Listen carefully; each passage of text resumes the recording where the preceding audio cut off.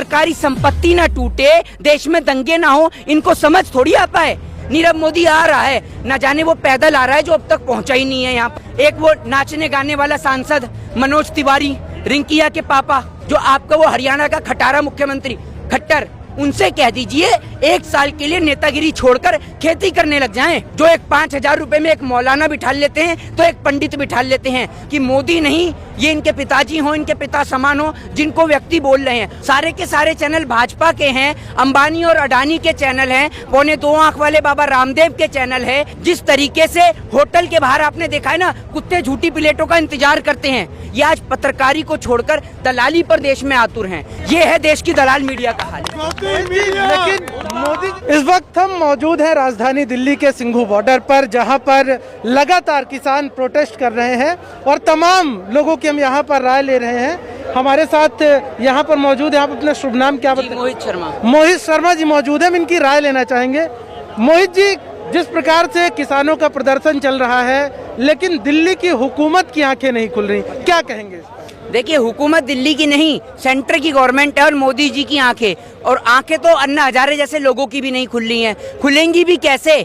एक व्यक्ति जो कहता है कि उसने 35 साल भीख मांग के खाया है, वो क्या जाने कि अनाज की कीमत क्या होती है। उसे तो वो भीख में मिल गया अनाज, इसलिए वो अनाज की कीमत नहीं जानता कि किसान कैसे खेत में अनाज को पैदा करता है और कैसे आपका और मेरा और देश से लेकर विदेश तक के लोगों का पेट भरता है। एकमात्र किसान वो व्यक्ति होता है जिसके घर की छत भले ही टपकती हो, लेकिन ईश्वर से हमेशा दुआ करता है कि ये ईश्वर मेरे खेत में बारिश होनी चाहिए, क्योंकि एक बार को मेरे घर की छत से पानी टपकेगा तो वो तो देखा जाएगा, लेकिन मेरे देश के लोग भूखे नहीं मरने चाहिए। ये होता है देश के किसान का दिल। लेकिन एक और देश के प्रधानमंत्री जी हैं जिन्हें इतनी सी भी शर्म नहीं आती कि देश का किसान सड़क पर है तो कभी मोदी जी काशी पहुंच जाते हैं तो कभी गुजरात पहुंच जाते हैं। आपको इतनी शर्म क्यों नहीं आ रही मोदी जी कि आपने किसान को सड़क पे लाके खड़ा कर दिया और आप अभी भी चुप और मौन हैं? लगातार यहाँ पे मीडिया का भी विरोध किया जा रहा है, कहा जा रहा है गोदी मीडिया, गोदी मीडिया। आपको क्या लगता है मोहित जी? आपको क्या लगता है? क्या मुझसे पूछ रहे हैं? आपको नहीं पता?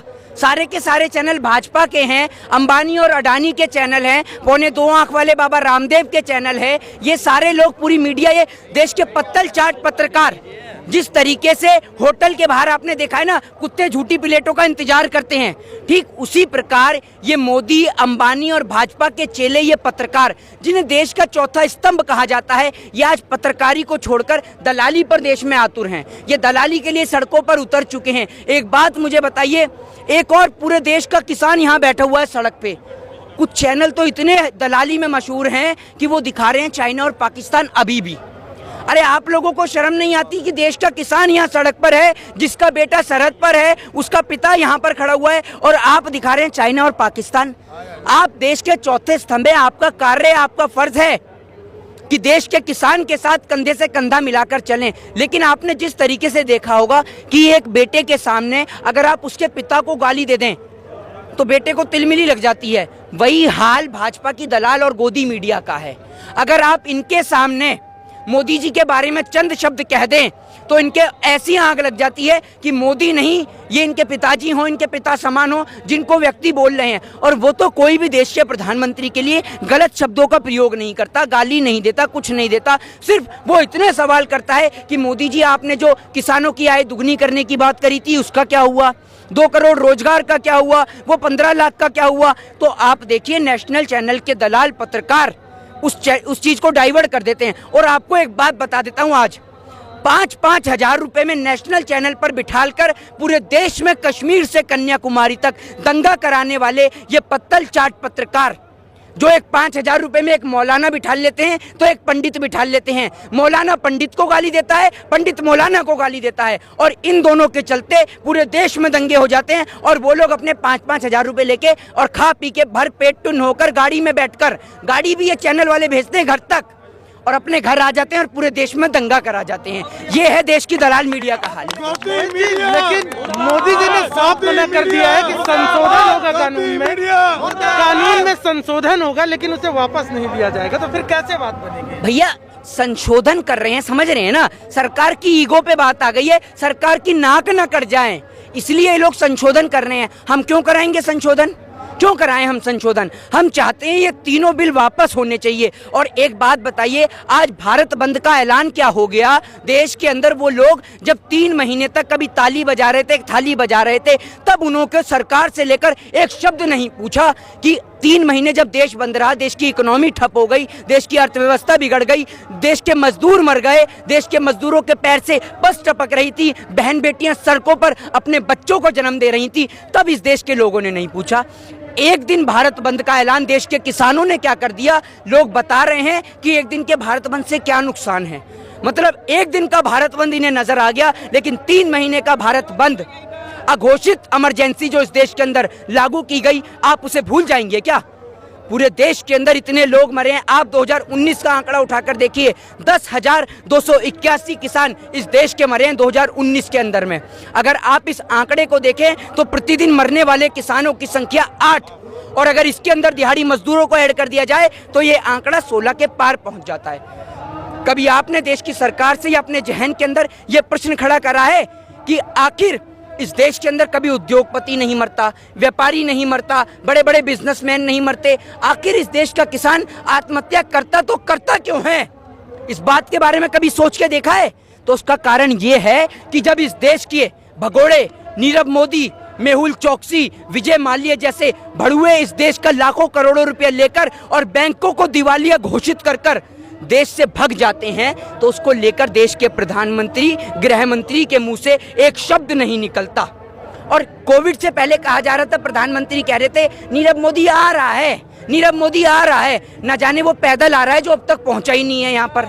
और देश का किसान, दूसरी ओर देश का किसान बैंक से 10,000 15,000 रुपए उधार क्या ले ले, बैंक वालों को ऐसे तिलमिली मच जाती है कि देश के इस गरीब किसान की जमीन पर कब्जा कर लेते हैं, जिस कारण किसान डिप्रेशन में आकर आत्महत्या कर लेता है, फांसी से लटक जाता है, पेड़ से लटक जाता है। तो ये है, आज देश के अंदर हर 2 में से 1 किसान उधारी की मार झेल रहा है, देश के अंदर कर्जे से निपटा हुआ है। देश की सरकार देश के किसानों के कर्जे के बारे में नहीं सोचती। और दूसरी ओर देखिए, किसान पराली जला दे क्योंकि वो उसकी मजबूरी है, तो इनको पॉल्यूशन हो जाता है, इनको सांस लेने में दिक्कत हो जाती है। इन 50-55 साल के बुढ़ों को यहाँ पॉल्यूशन नजर आ जाता है किसान की पराली से। लेकिन जब बड़ी बड़ी फैक्ट्री और इंडस्ट्री से जो धुआं निकलता है वो इनको ऑक्सीजन देता है, इनको बहुत अच्छी सांस आती है उससे, क्योंकि वो बड़ी बड़ी फैक्ट्री और इंडस्ट्री इनके नेताओं की चल रही है, इनके बिजनेसमैन, इनके उद्योगपति अंबानी और अडानी की चल रही है,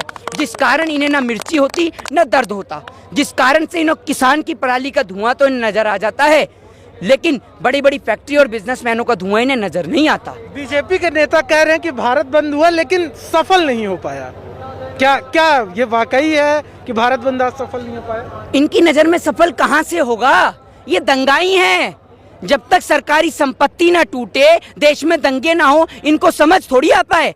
ये देश का किसान है, हर एक चीज की कीमत जानता है, क्योंकि ये जानता है रोटी किस तरीके से पैदा होती है, अनाज किस तरीके से पैदा होता है। ये किसान है, और जिस किसान के आप देख रहे हैं, किसान प्रदर्शन कर रहा है, लेकिन एक भी दुकान बंद नहीं है, क्योंकि किसान कभी किसी को हानि नहीं पहुंचाता, सरकारी संपत्ति को नुकसान नहीं पहुंचाता। कानून और संविधान के दायरे में रहकर इस देश किसान सिर्फ इतना चाहता है कि हमारी आवाज सरकार तक पहुंचे।